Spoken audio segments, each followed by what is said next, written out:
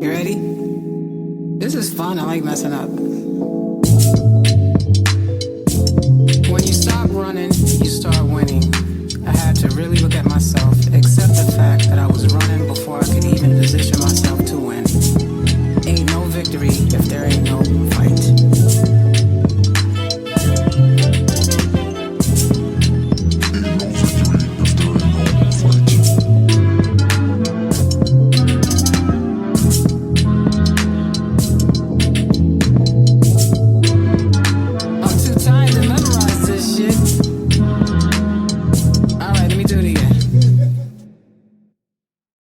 That was New York's very own BD3. It's B as in boy, D as in David, 3.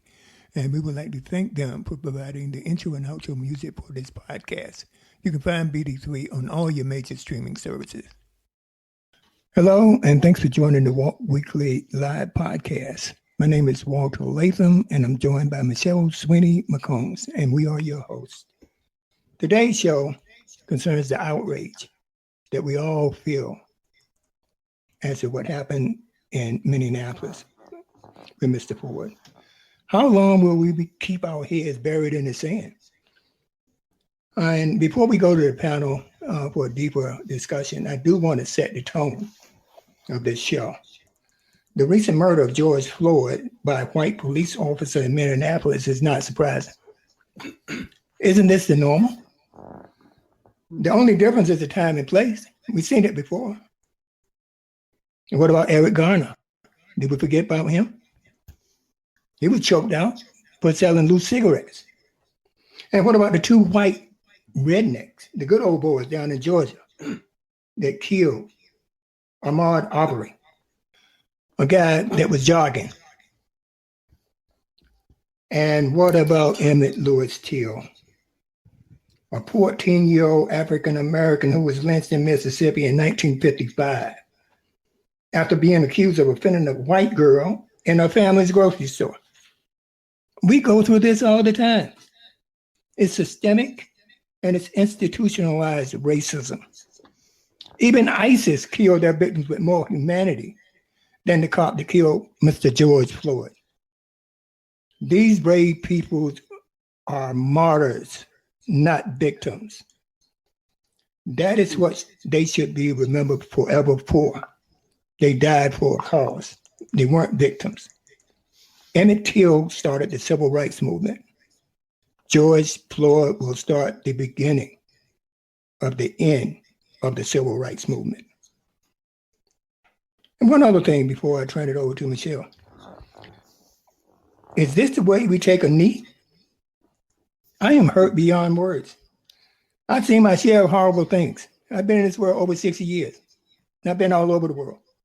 This is the worst thing I've ever seen. It went straight to my heart. This killing takes the cake. It's unbelievable.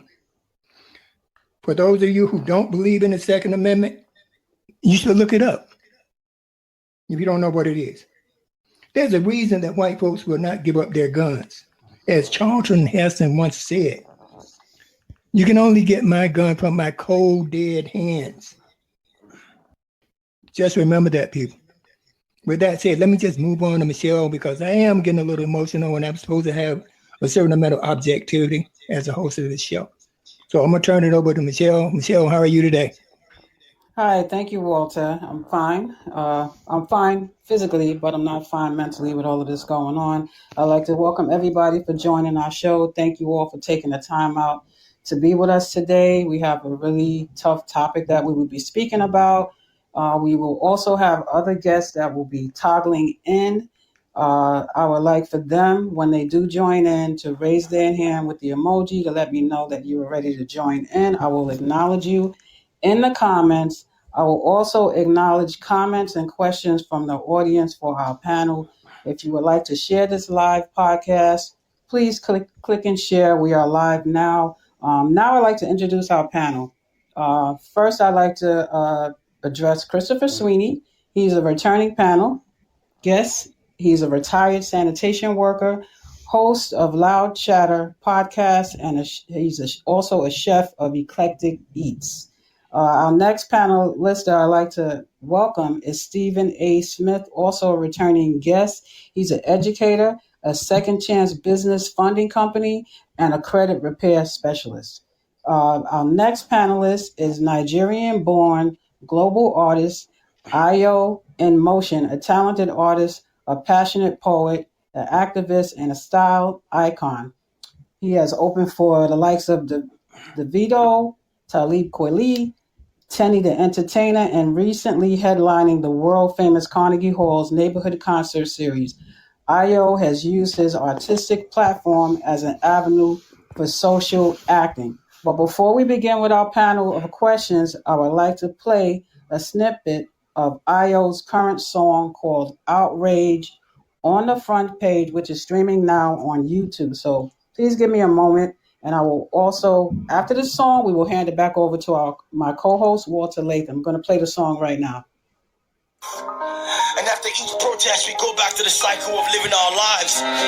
Like we did when Amadou Diallo died. Like we did when Eric Garner died.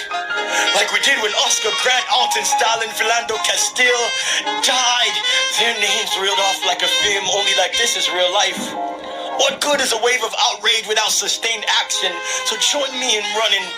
Whether you're black, white, or any color under the sun, we should all be running. Not away from, but to the issue. We can't keep treating police brutality like a substitute teacher when it's in fact the principal. Racial profiling, stop and frisk, harassment, and other variations of systemic oppression aren't new, just more viral. We were being capped before Kaepernick, and change will require us to stay on the issue and not vote for mayors, presidents, and other politicians that play lip service but drive away from the issue like it's a car service. We need to make them implement laws that matter. Laws that hold law enforcement officials who use unnecessary force accountable. Laws that... Thank you. Walter, you can take over now. Thank you. That was beautiful. And it's great for what we're going through now. Yes, it is. Thank you, Ayo. I have a list of questions for the panel. Now, let's go to the panel. My pleasure. I'm glad you all enjoyed that. Oh, we did. Yes. We did. Powerful. Very much so. All right, first question I have for the panel. Go ahead. Do you have any? Who was that? I was just gonna say that it's crazy because that visual, because it is a video, we made that 4 years ago. That was 4 years ago, and it could be yesterday. So just to make that point. Definitely.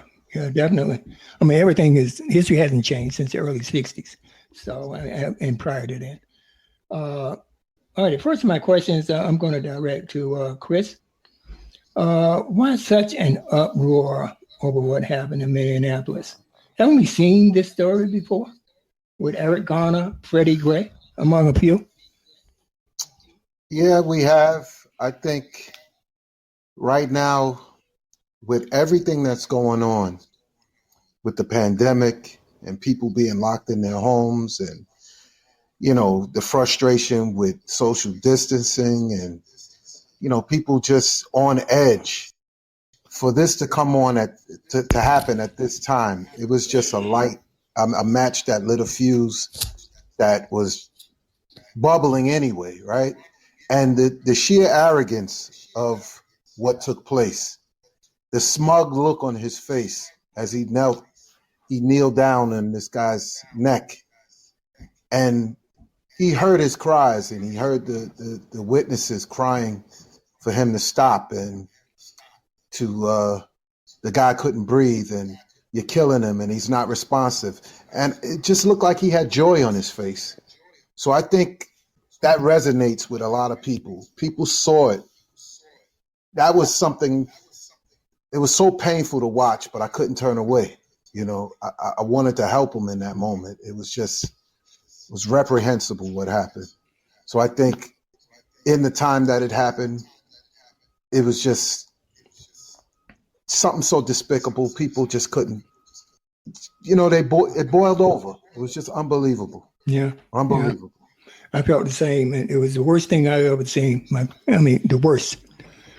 Yes. And I've seen a lot, as I said earlier. I've seen a lot. His his attitude with his hands in his pocket. Yeah, especially. He just everything about him, his expression, everything about that piece of crap was just despicable. Yes, I agree. Okay. All right, let me direct that question to IO Emotion. What do you think about that? I certainly agree with Chris, but I think there are also other factors going to play here. I think that the way we are reacting as a people to this, for me, it's this. If there's a difference, it's very minimal to how we reacted when we saw Mike Brown, when we saw Eric Garner. Shoot, when we saw Philando Castile, I mean, Philando Castile was shot in his car with his girlfriend and her daughter. Yeah. He literally was posing no threat. In fact, he let the police officer know that he had a gun. And the police officer was almost as if he was scared of him. You know what I mean? Mm. And then with the way Derek Chauvin, whatever his name is, had that neck, the knee on the neck, and he had that, cocksure look. Like, look at me, and there's nothing you could do. I don't know that it's that much different from the same venom that Daniel Pantalino used in attacking Eric Garner. And held him in a chokehold and continued while the other officers watched. So, I think the graphic nature also of Freddie Gay being shot in the back when he was running away, quite honestly, like, all of them are comparable to me, and I think we all feel outraged. We all feel hurt. I mean, how many times has my day just gone from good to bad off one of those videos? We've all been traumatized on and on and on and on and on again. And I say on and on because it's never off. You're always triggered, waiting for the next thing. So I think the difference in this particular case is the fact that those around us, who especially aren't Black, not just white people, every other person, but white people especially, I feel like this is the one that, like, is harder for them to find a justification. Because it's like, oh my God, only if he wasn't resisting. Only if he wasn't. What are you going to say? He's on the floor with the guy's knee on his neck. There's no other way you could shape that. And one thing I've been doing very recently is I started to watch Fox a lot because I'm like, I need to understand better and see how the conservative perspective often always approaches this. And even on Fox, they could not. If Fox News and the commentators on Fox News cannot talk their way and spin their way out of this one, that just lets you know. So I think that's the difference, is that the video in itself is very it's hard to argue around it. You know what I mean? Yeah. And then obviously the pandemic adds to the fact, because like everybody's extra tuned in. You're not, I had to work today, I cut the news later. No. Where are you? You're in the pandemic, so you're connected. Unless you're an essential worker, right? And the majority of the country aren't essential workers. And the majority of the people who are essential workers are people of color and Black people. We already know how this goes. So I think those two factors are some of the biggest things that has contributed into triggering the rest of the country. But I think we've been here. We were already here. I think it's almost like somebody coming to visit you. You're home. You're like, oh, thanks for coming. Welcome. But we've been here. So I think those two factors especially contribute to making this just a lot more devastating. And then I would say 2.5. That 0.5 is always the existence of Donald Trump. Like, he's ubiquitous as the president. He's everywhere. So he's always there to add his own little a little poison and venom to whatever issue is happening. But it's not Donald Trump, because we are already in this. Donald Trump he's the accelerant, right? He's just symptomatic of the overall problem. He's just symptomatic. And because to him, the way he looks at them, those are good folks. Those are good people. Right. You know what I'm saying? But he just can't make that excuse for this particular guy because he was caught. Exactly. But I think we have to make sure that conversation, he doesn't overwhelm or consume the conversation, because the issue we're focused on right now is systemic. Donald Trump wasn't president when Eric Garner was killed. Barack Obama was. Right. Sandra Bland, Barack Obama was. So, Eric Garner, Barack Obama was. So it's that point that it's not just the figurehead or the head in the White House. We have a systemic problem that is embedded, that is woven into America's psyche, like I said on Outrage on the Front. Right. You're correct. It's in our psyche. That's correct. Okay, I got the next question. I'm going to direct this. Thank you, Io Musha. Thank you very much. Yeah, my pleasure. That was a great response, man. The next one is directed to Steve. Stevie, how you doing? I'm right here. Very good. All I'm right. very good. The Very second good. question here I got is the protests are going on now, as you know, and across the country. We even had protests in New York. All right. How much do you want to bet? And I'll bet. And I'm not a bet. I can bet you, but I'm not because it's too serious. But that in a few weeks, everybody moves on and they forget about this until the next incident. Mm-hmm. Well, What do you I think?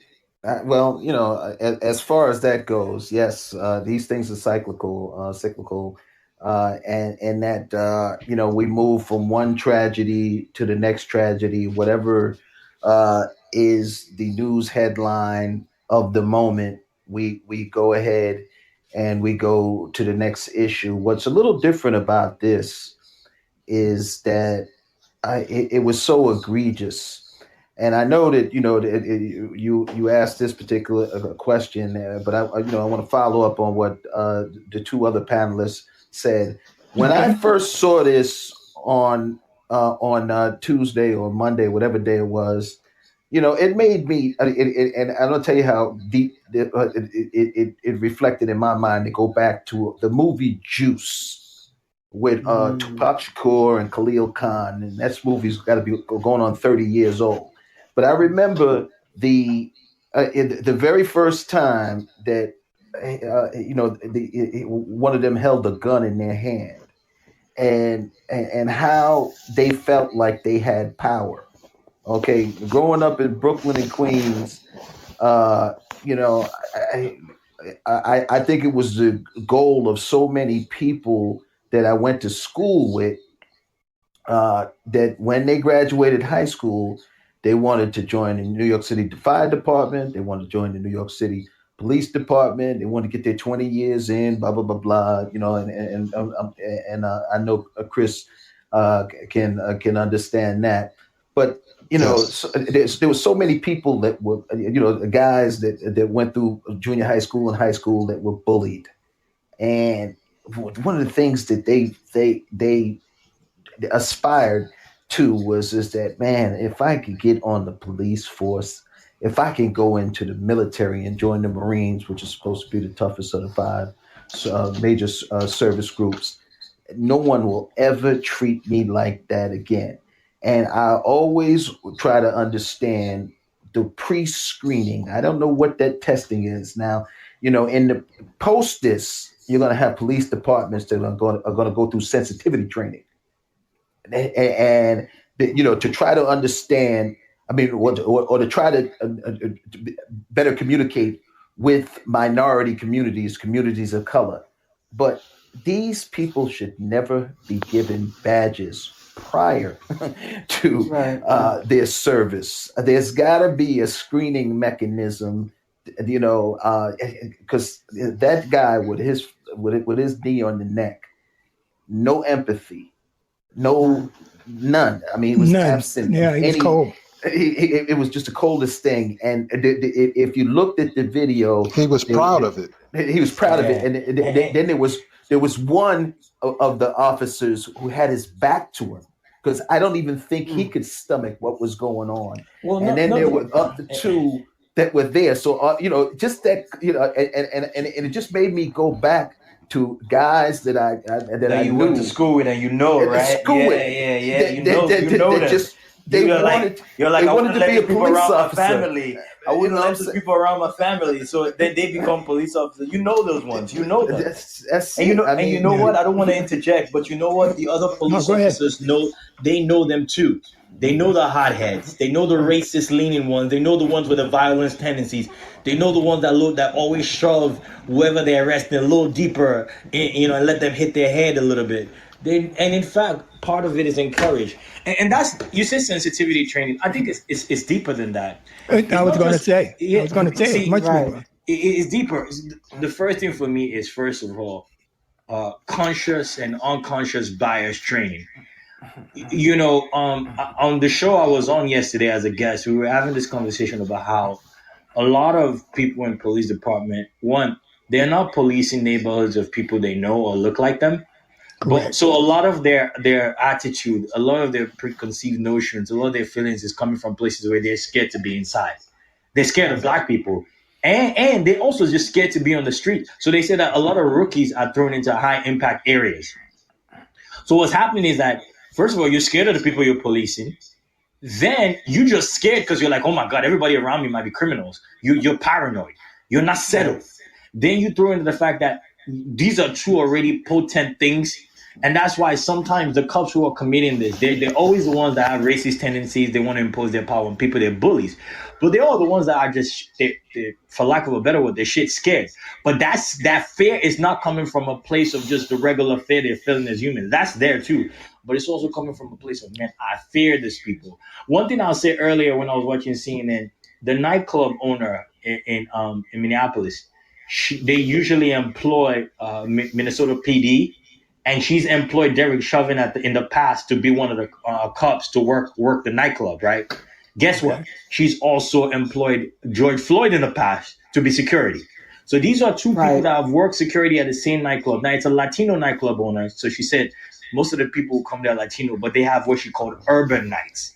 And she said the urban nights, that's where most black people come, because we all know urban is code word for black people.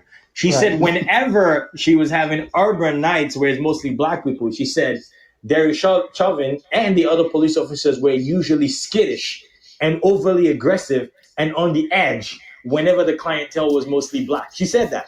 She said, but when they have the other nights, he said they're a little more calm. So basically what she's saying, she said also with licensing, liquor licensing, she said whenever everything has to do with the fact that whenever she's serving the urban crowd, and police are involved, and generally everyone's involved, they're already on the edge.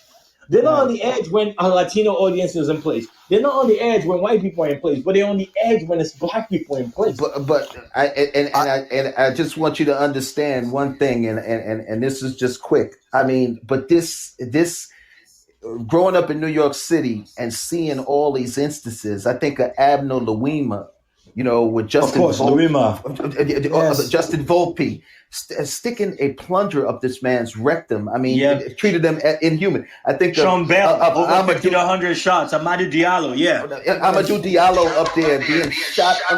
It's an overall attitude, man. I mean, it's like we're less than human. So this is all. I don't think it's fair at all. Right? I don't think it's fair at all. They don't fear us. They have no respect and they don't value us.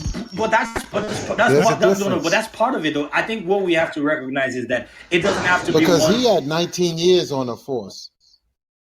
But that doesn't replace the fact that the police department represents society. And that's what, so within society, you got bad people. You got generational racists.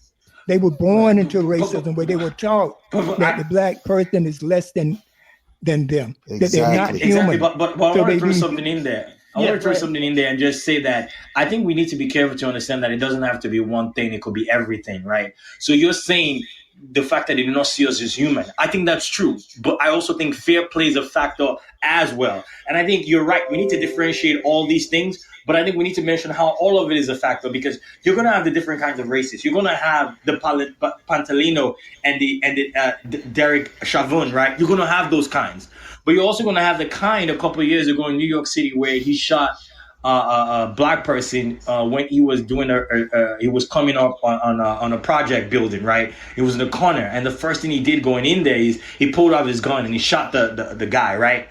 That came from unconscious bias and fear. In his particular case, that police officer, it wasn't the same as Derek Chauvin. So I think as we're discussing this issue, we need to, if we're going to try to solve and fight this, we need to fight it on all angles. No, absolutely. We need to lump them all together, right? Because they're all a part of this. But this particular officer is a 19-year veteran. This is not his first kill. This is not the first investigation that he's been involved in.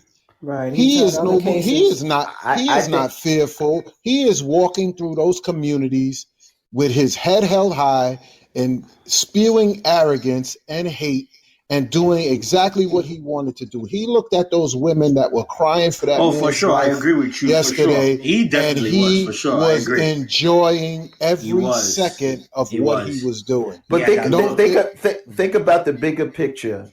All of the young people, all of the young males, especially the young black males, seeing that and Yes. thinking that, hey, listen, I mean, there's trauma. There's a trauma that is being imposed that no one will ever realize until it's unleashed, and it's just, that's the saddest part of the equation. So getting back to the original point of the question, the whether the protests are going, will they fade?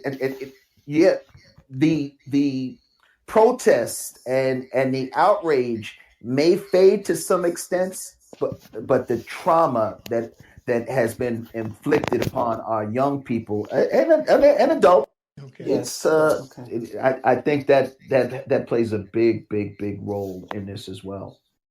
All right, one thing that is a follow-up to the question I had is, why, and I think that IO Emotion touched upon it, why do they fear the black man? Why is there such a fear? I'd like to get somebody else to take that on. Sure. Why do they fear it? Let me say this, because somebody said the other day they fear us, right? I don't think they fear us. They don't fear the violence, because the riots, the violence, all of that happens every time something like this happens. They expect it.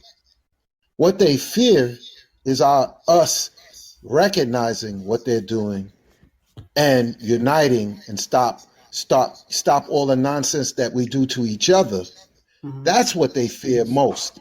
And I also think that they fear us having any power as well.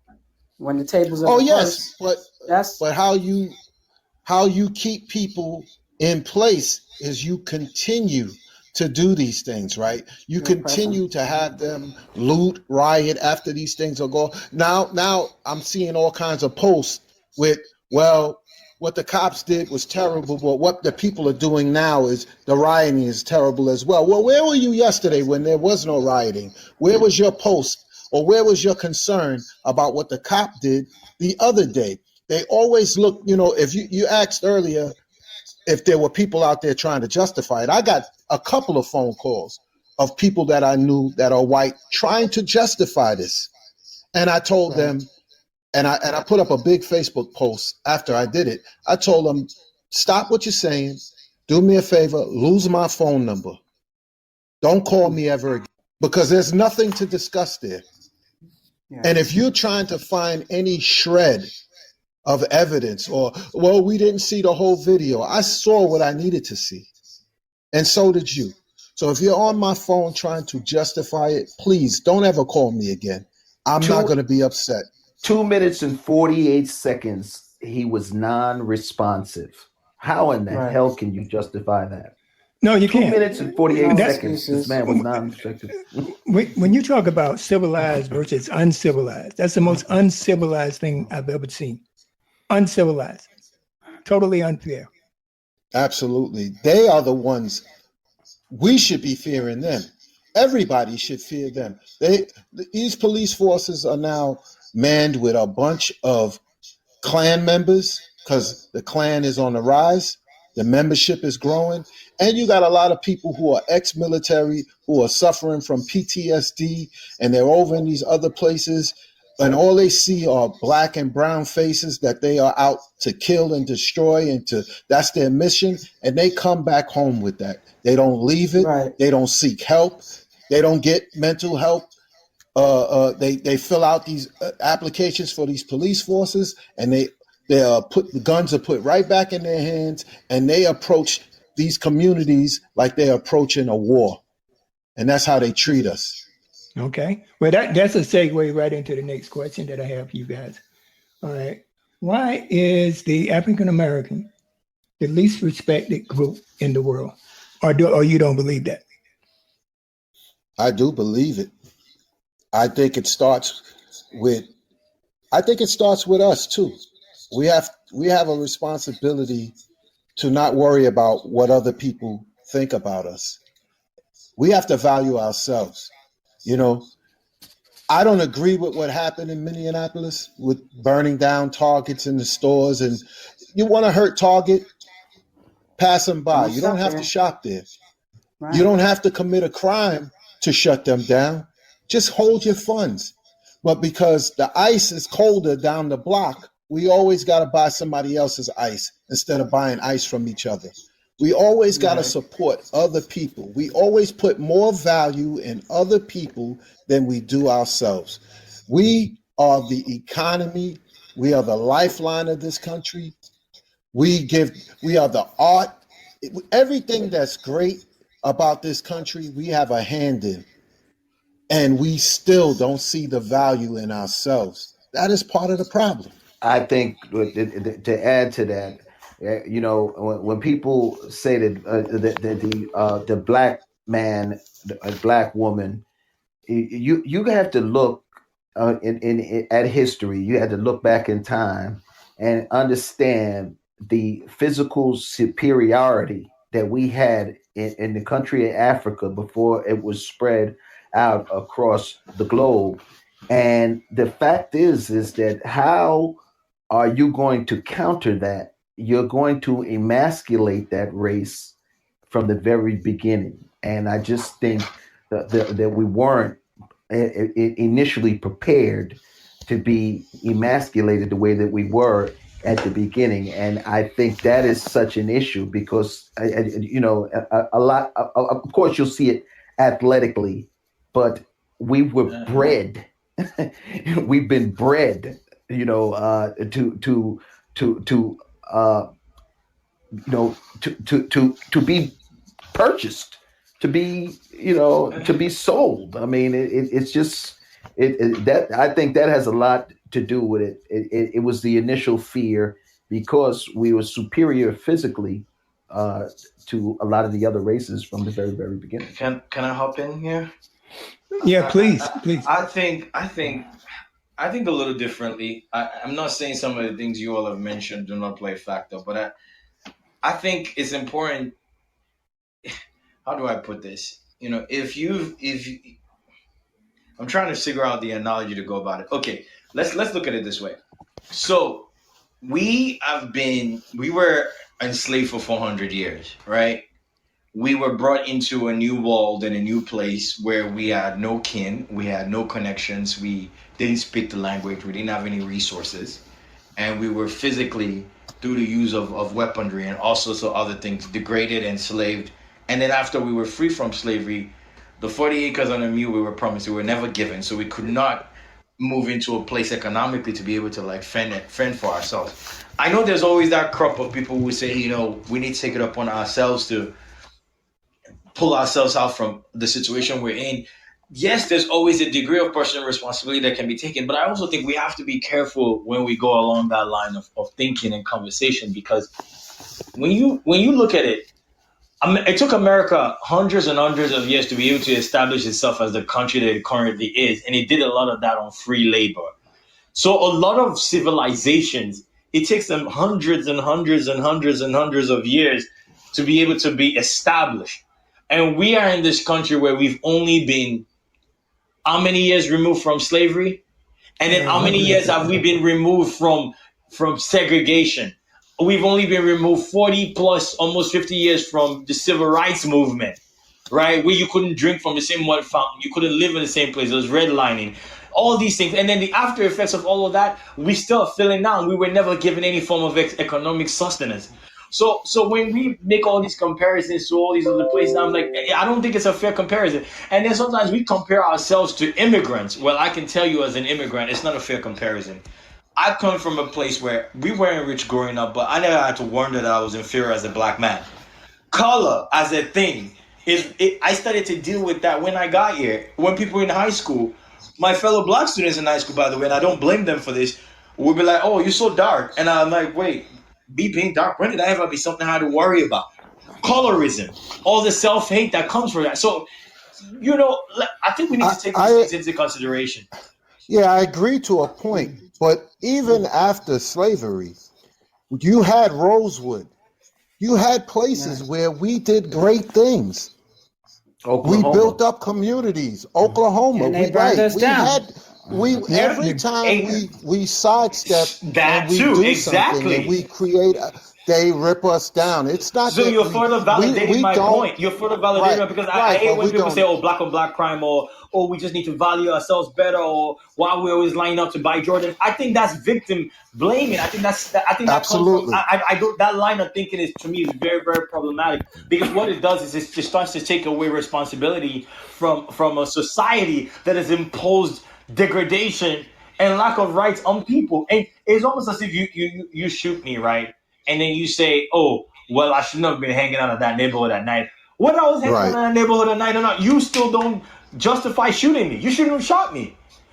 Yeah, George that's right. Floyd, Exactly. they said $20 Right. counterfeit. Whether that's true or not, it doesn't justify what they did. So I think we need to start at a level that holds society accountable before we start to self-blame ourselves. Hey, Well, but you what? you, you, you want to know, and this is the last thing I'll say on this point. You know, I've had people that I've dealt with in corporate America and in different experiences that are Jewish, and you know they try to uh, find similarity in both of our experiences. Them experiencing the Holocaust and us experiencing slavery, and I've always been quick to point out to them. I say, listen, bottom line is I can't hide behind your white skin. So getting back to the brother's point about redlining and all the sure. other different things that have been institutionalized that to keep us where we're at and keep us marginalized. I can't hide behind that skin. So it's very there's no equation there. That I can there's no way to be able to rationalize it in that form. Now, one thing I want to add Mhm. now, all right, because I do want to go to this question, which I think lines up well with what we're talking about. Okay, I had the honor of meeting with at length Kwame Ture, aka Stokely Carmichael. He was one of the founders, of the Black Panthers. Anyway, he was my hero, and I was fortunate enough to be living in a hotel, and I was told that he's in the hotel, and I asked to meet him, and he graciously invited me in. All right, the first thing we talked about, and this is what he advocated. He advocated a separation of races. He said that we, as African Americans, should have Texas and California and let white people have the rest. I, as a businessman at that time, a gold dealer, looked at him and said, we need wealth. We don't need a separation of races. So how would you guys address that? What would you tell Stokely Carmichael if he told you that we need a separation of the races? I would have to agree with him to a certain. I agree with that. I think again, Rosewood, Oklahoma, we did well when we had to rely on us. And once they recognized how well we did, first of all, they needed us. We were no longer slaves. They couldn't work their farms. They couldn't work their land. They couldn't take care of their kids. They couldn't do anything without us. And they watched those communities grow and prosper. And we did trade with each other. We spent money with each other. We built things. We lived great. And as soon as they saw that, they destroyed it. So I think there's some validity to that. I agree with it. Well, I'm a little different in the fact that I don't want my children to have that experience, and I feel like I'm blessed in the fact that I grew up in New York City, and New York City being the melting pot that it is, and all the different experiences that I had, all the different foods that I tasted, all of the different cultures that I've been exposed to. I believe in supporting my community wholeheartedly. But the bottom line is that isolation. I'm not really feeling complete. Aren't we already isolation. isolated, though, Steve? That's what I was thinking. Aren't you already isolated? We live in urban communities. They have Little China. They have Jewish communities. But I'm talking about a California, Texas situation. Well, yeah, that's a little only too radical for me. It's only on a larger scale. That's what Farrakhan expressed too. Farrakhan expressed that too. Not just Stokely Carmichael. Not just Stokely Carmichael. Well, this is pre-Farrakhan. This is Stokely Carmichael. Okay. Right. All right. This is what he told me. I think we already live in that. And I don't dispute that to some extent, but I love the fact that I've had exposure to so many different things. No, I love it too. It's a great thing. But when when people are trying to exterminate you, it's self-preservation has to come into play at some point. That's it. So I mean, what Stokely? I didn't say I agreed with Stokely Carmichael. What I told Stokely Carmichael was we should focus on wealth generation, because I was over there. I was in my late 20s. Now I'm looking for fame. I'm looking for riches. I'm in the gold business. I'm mining. I'm out there in the bush. Okay, I want to be rich before I'm 35. That was then.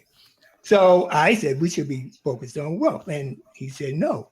They should give us our land, what we worked for, that they promised us, make it Texas, make it California. Well, the bottom line is that, getting back to what Chris said and the other brother, I mean, all I have to do is look at the Asian community who put their restaurants in and they'll put their nail salons in and things of that nature, and they take their money and they recircle it right back in their communities.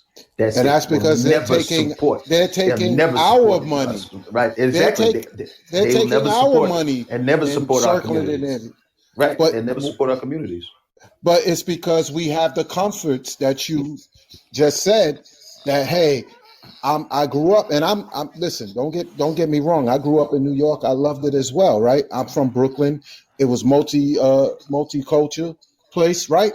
But at the end of the day is we can survive without that stuff. How many of us have right now been locked in our homes on quarantine? You haven't had any Chinese food. You ain't missing it, right? We can survive without that stuff. You know what I'm saying? Well, some of us can't. Some people can't. I know. My nephew probably can't. But we, if you look at it, this isolation right now is showing us we don't need that stuff. Right. And at the end of the day, everything that's great about this country, not everything, but most of everything, has been on our backs. So if we had Texas and California, if we had anywhere, we would be able to recreate whatever is great here right now, anywhere we go, because it's on our backs that it's great. And we could absolutely survive and thrive. I believe that, but I just think that at some point we'd want to leave Texas and California. And I'm going to leave it. Oh, I don't doubt that. Yeah. I mean, it's just a question now, but it's a very important question that a lot of people probably think that way right now. Their mindset is, well, we need to get away from this. Mm-hmm. Okay, yes. We need our own, because apparently, what we're doing is not working. Well, all of these initiatives are right now to do these blackouts. We've done them before, and they're talking about doing it one day in July. It is something that's been sent out all over Facebook and Instagram about us showing the power of the black dollar. One day won't do it.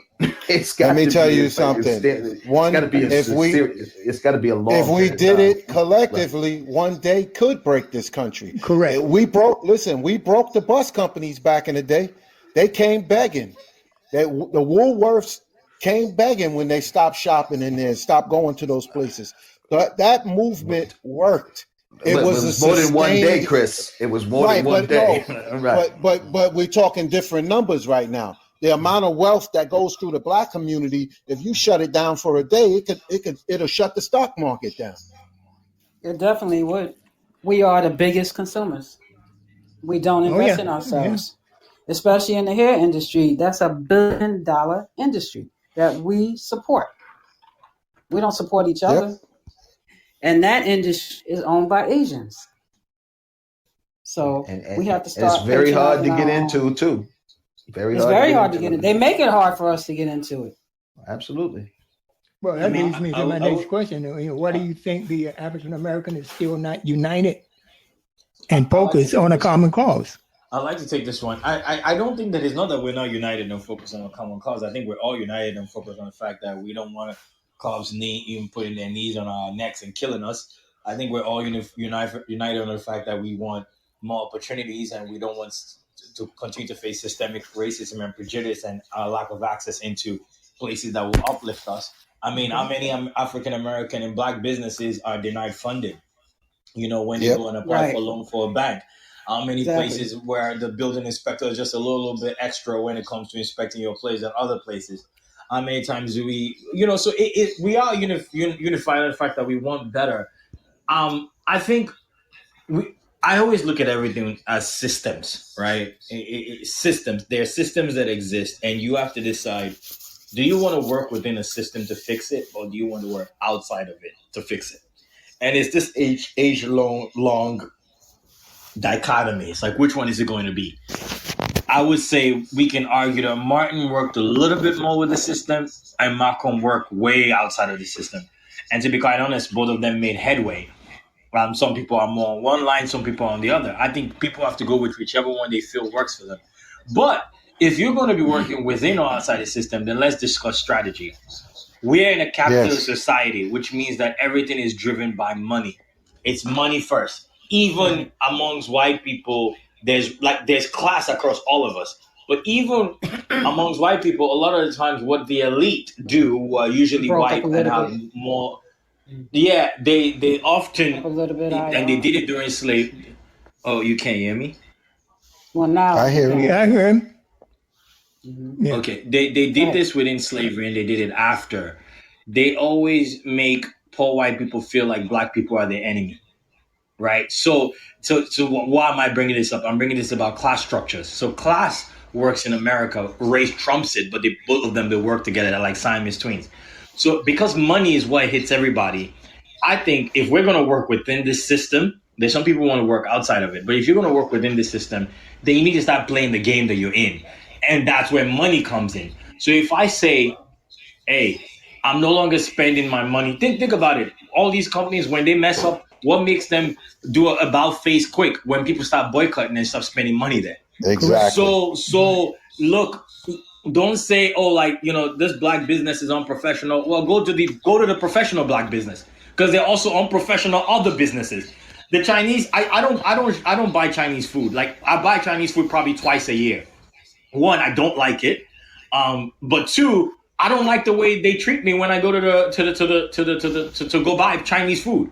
Like, I'm triggered. I'm ready for somebody to say something because I don't like the way they treat me. So I'm saying you're not going to get my money because I don't like the way you treat me. I don't care whether I like this food or not. The other place I used to go to by Columbia University, I actually really liked their food. But the lady there was so disrespectful. I had to stop going there. I'm like, there's no way I can give you my money.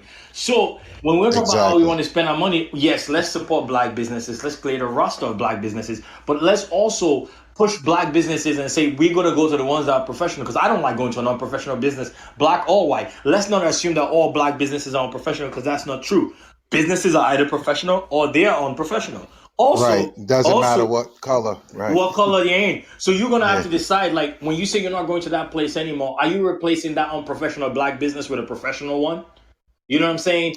Are you deciding that you're not going to spend your money in certain places because of the way they treat you? Are you going to not buy Levi's jeans if you don't like what they're doing in the Black community? Are you going to, you know what I'm saying? So I think we need to start matching with our dollars, because as long as we're going to function within fighting this system inside of it, two things make sense in this system. The first one is money, because it's a capitalist society. Well, would you believe this? There was a rich Black guy. He had millions of dollars. Former NBA player, I believe. He went into J.P. Morgan Chase to the private bank. And the private bank, they get that's where all the rich people, they have their accounts and they get all these perks, free trips. I mean, they treat it like like rich people. Okay, that's where the rich people go. So this Black guy went into J.P. Morgan, Jamie Dimon. He's the president and CEO of J.P. Morgan. Yep. And they said, and they gave him the runaround. Well, and one of the employees within private bank said, "Yeah, man, you're Black. That's why they don't want to open an account for you." Man had millions of dollars. Yep, I remember Black. You remember that, right? That happened. Yes, it happened recently. Okay. Remember that. Just because you got a lot of money doesn't necessarily, if you're still black, you're not going to be treated equally.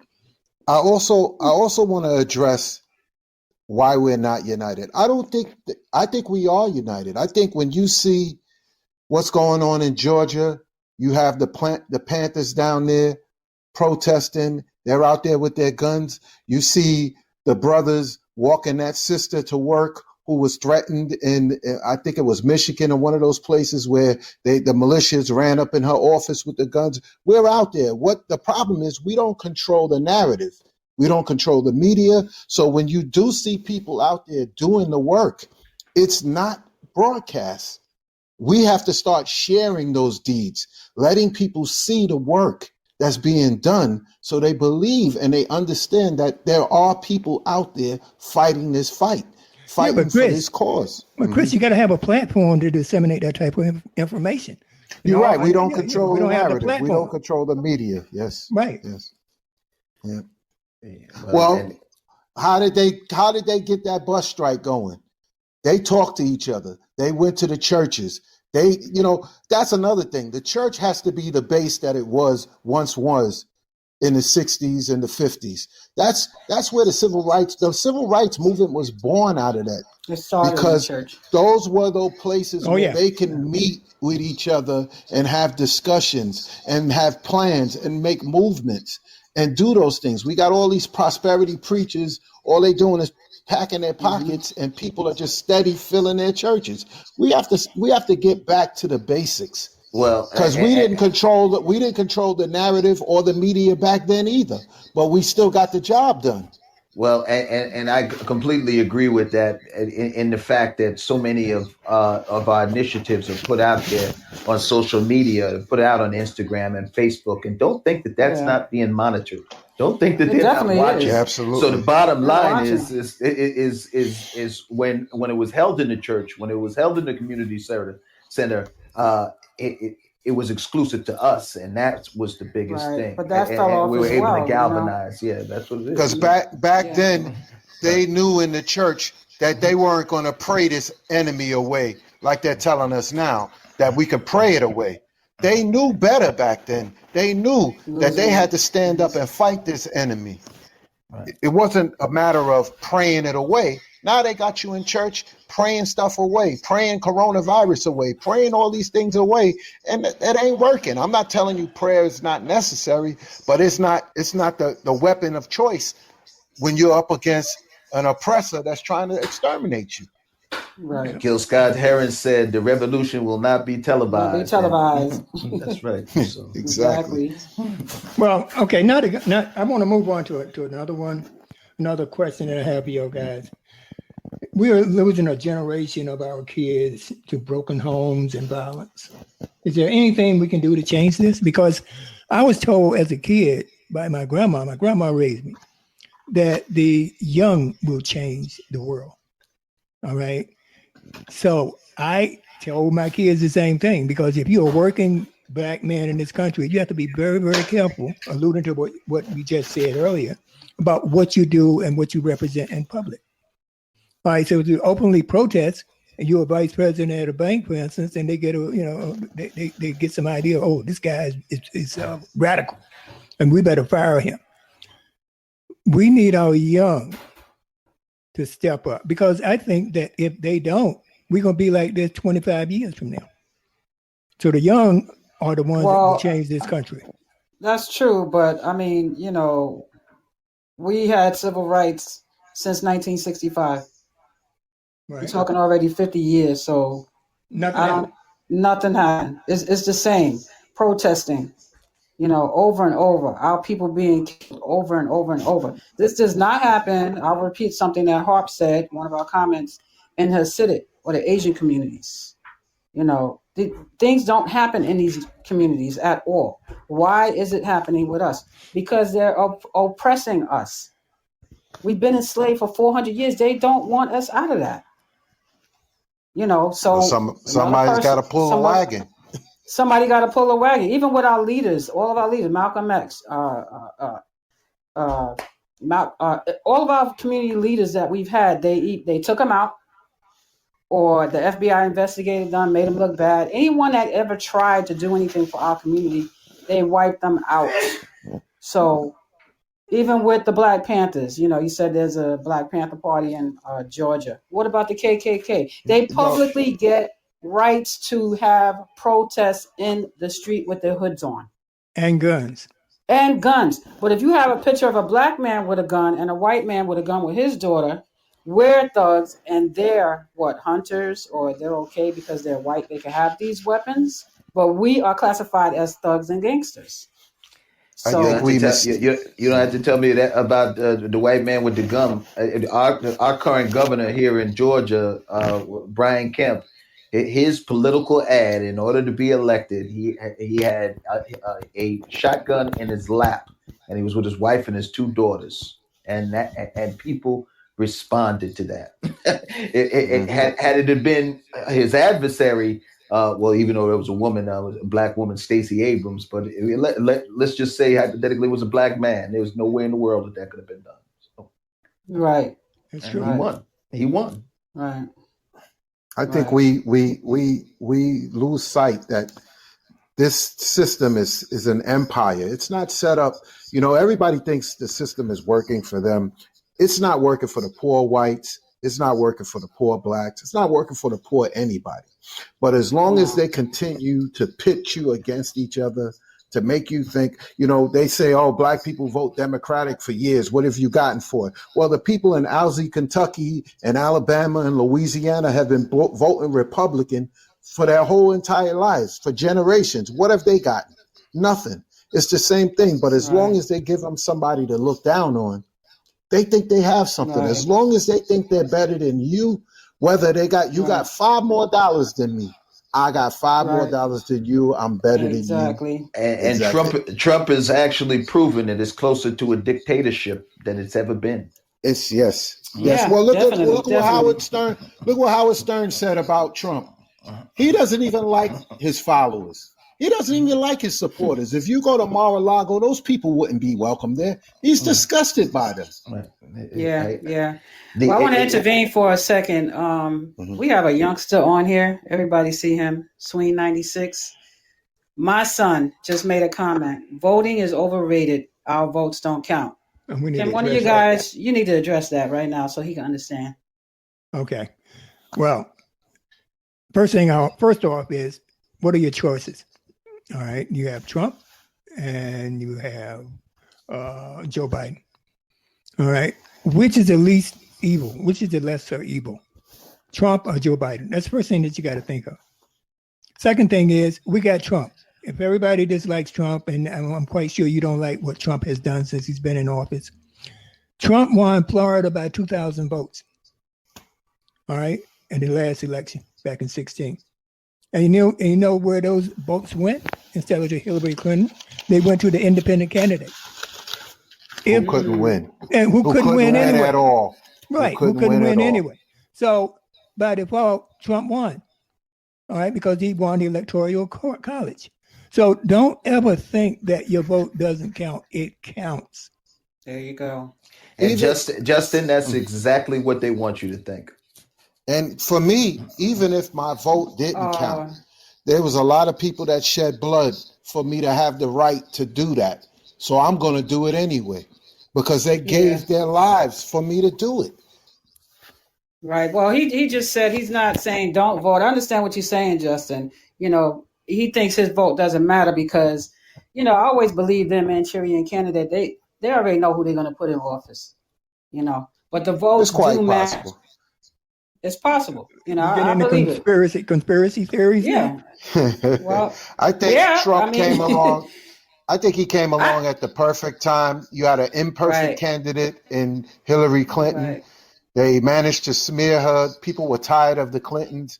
It just was a perfect storm that happened. Right. And it's just not for the presidential election either. You have different offices, especially when you're voting for the judges, the police commissioners, all these people. You have all these other primary elections that people need to vote to get these people out of office that are allowing this police brutality and anything else that is happening in our communities that we are not comfortable with. White people go to their town hall meetings.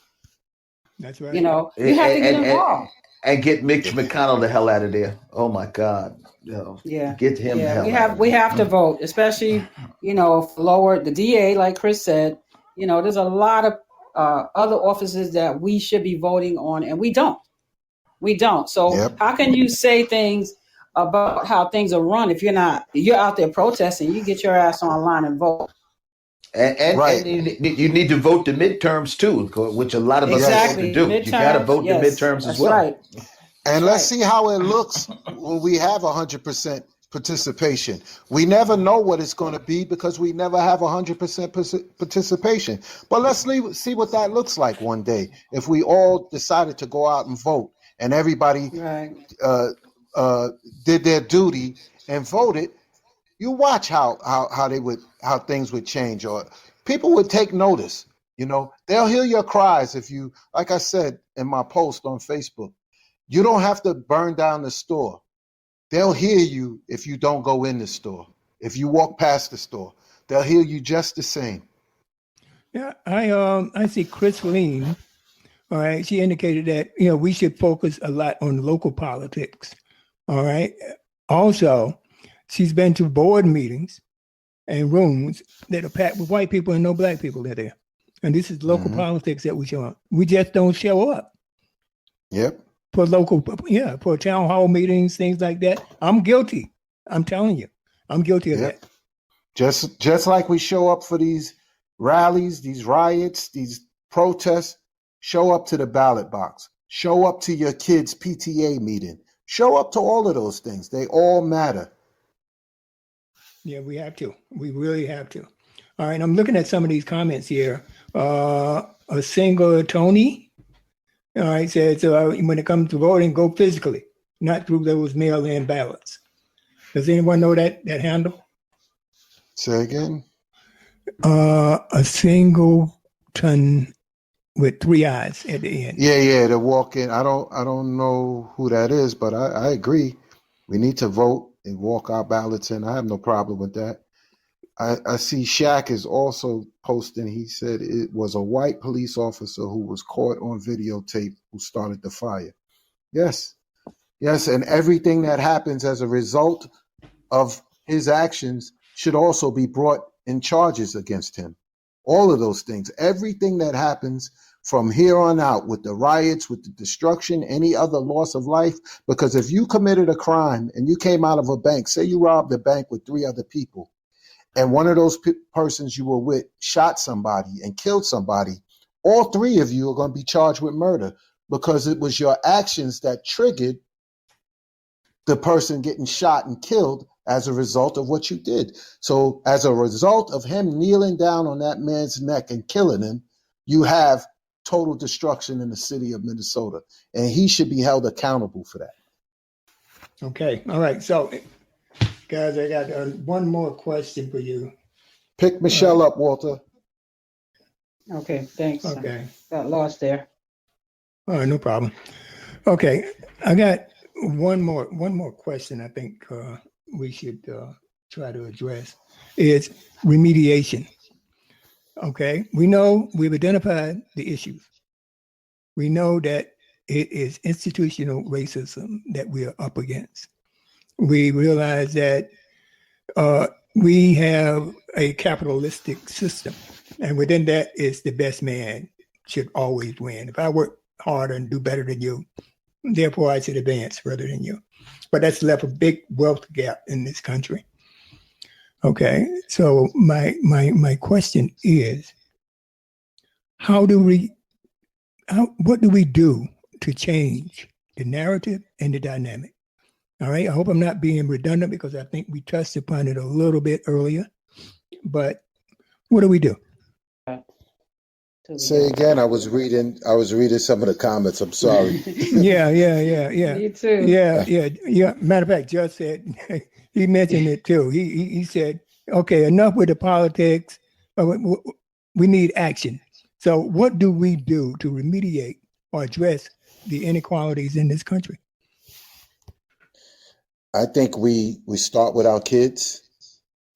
We start at home. You start teaching them to love and respect each other, which most Most people do. I don't buy into the narrative that we all are wild and animals and we don't love each other. But it starts at home. You know, a lot of what we made some strides coming out of the 60s and 70s, right? And a lot of that stuff that our parents did, it worked.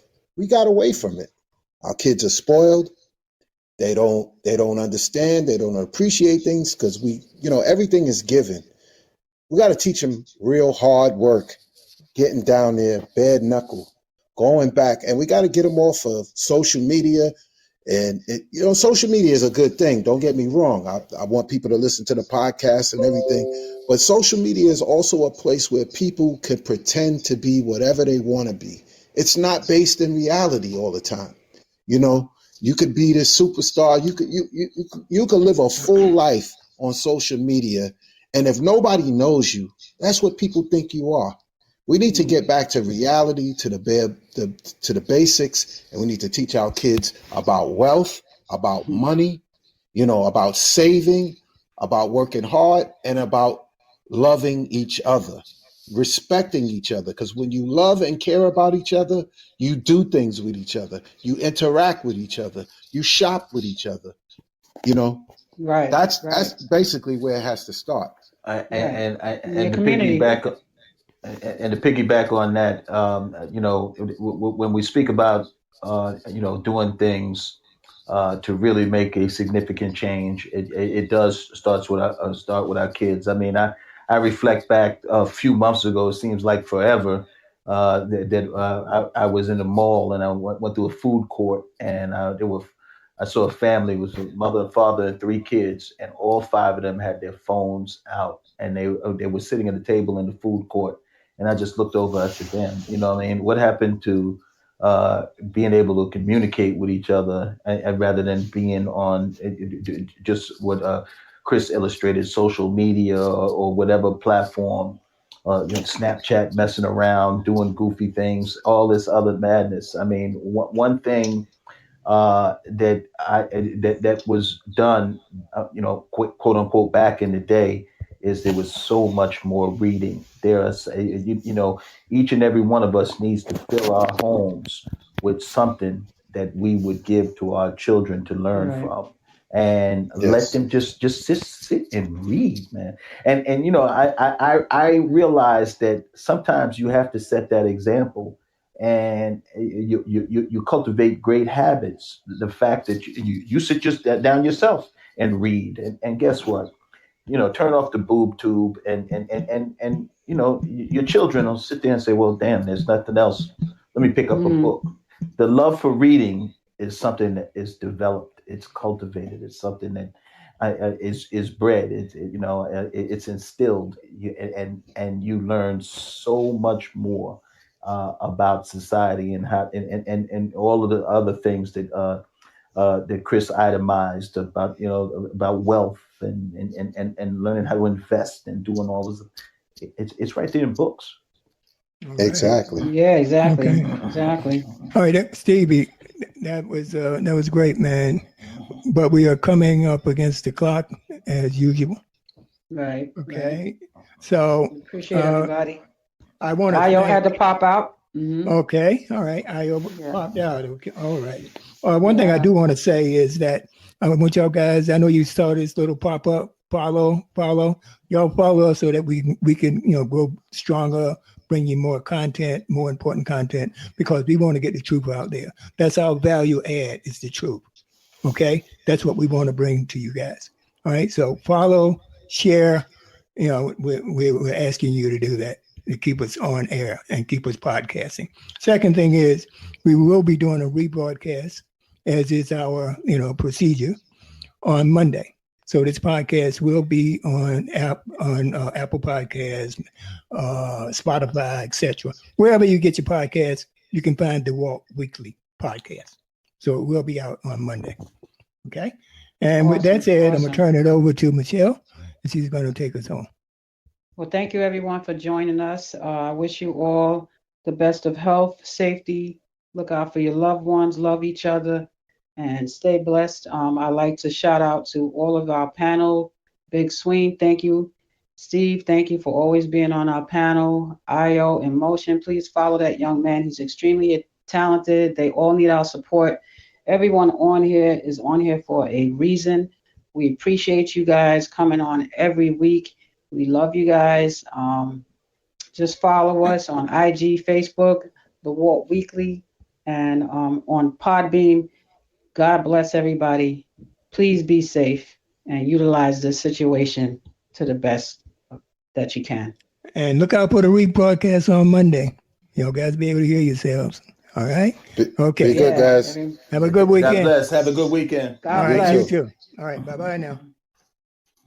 Thank you for joining the Walt Weekly. We can be found at Facebook, The Walt Weekly Podcast, Twitter, @Walt Weekly, Instagram, The Walt Weekly, and www.thewaltweekly.podbean.com. Please like, follow, and share.